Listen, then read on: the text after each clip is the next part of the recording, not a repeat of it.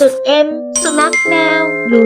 และนกภาพสุนัขแมวหนูวาดโดยอ้างอิงจากนิทานพื้นบ้านของสงขลาเรื่องกอดหนูเกาะแมวส่วนนกคือนกกรงหัวจูบหรือฉายานกนักร้องเสียงทองที่คนสงขลานิยมเลี้ยงและแข่งประชันเสียงนกครับ